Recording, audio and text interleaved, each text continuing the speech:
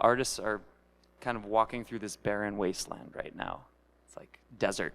They're walking on this sand, but below them it's like an oil field of value, and they're not looking down. They're not drilling down into this fan demand that's there waiting for them. In the digital age, scarcity is basically non-existent anymore for content. It used to be you had a vinyl, you could sell it to somebody, and that was your way of making money as an artist. Then that was basically over the last 20 years completely chipped away at until now you have barely any money you can make from streaming and video views. So your only scarce asset now is yourself, and then COVID kind of annihilated that. Yourself being you could go out and play a show. That's the scarce thing. A concert ticket, the ability to go and see you in person.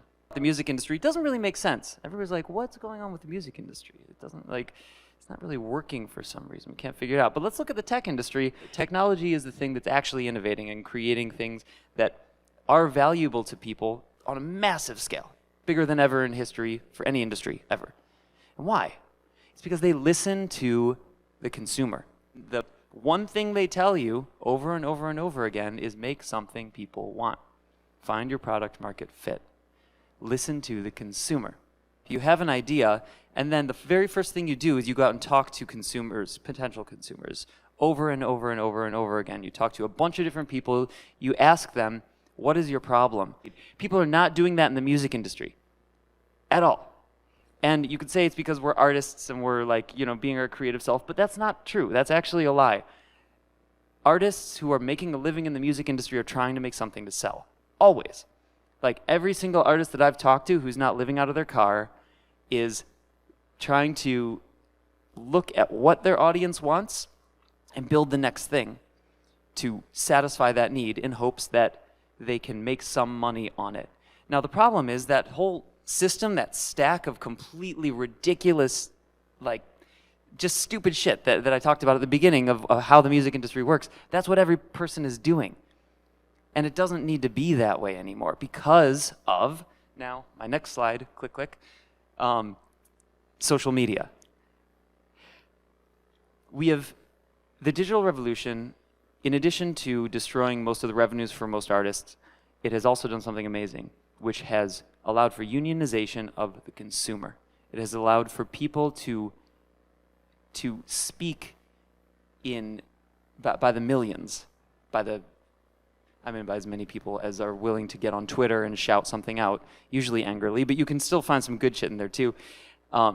So if you look on YouTube comments, you look on Twitter comments, you look on all of these different places, people are saying what they want. So there's been a behavioral change. You used to have to dig in and do a bunch of market research. Now it's sort of in front of you, but it's very unorganized. And so what I want to convince you to do, which is what Weebit is doing, but there are a lot of different ways to do it. We're one of the mechanisms that should be built for this next era,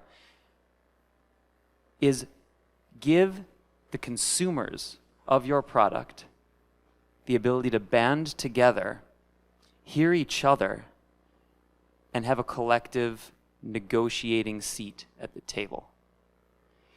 So I'm going to tell you very briefly how Weebit does that now, because it was the best way that I could think of, but maybe you guys can tell me how to do it better after this. And I'll take some questions too, or criticisms. Happy to take that too.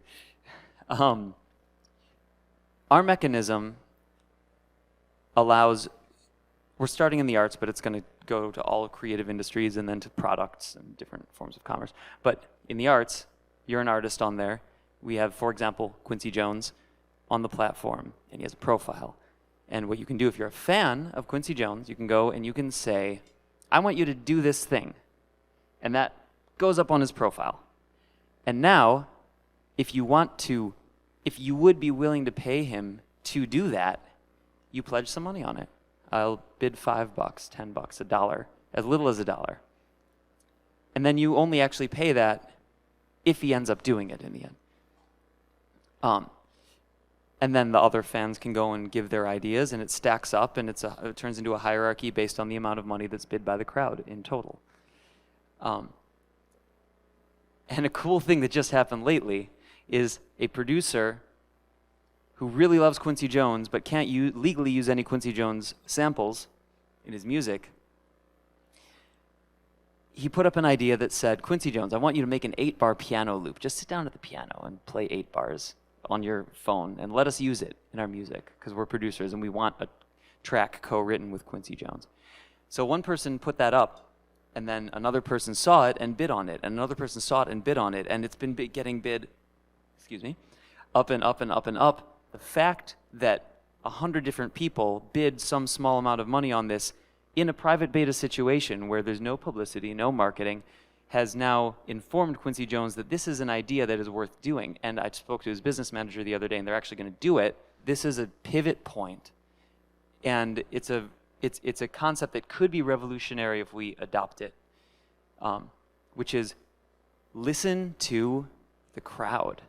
Listen to the people who are consuming, because there's an opportunity to give them a voice that they have never had before by sending them through a flow that aggregates their actual demand and their willingness to pay for the things that you will produce.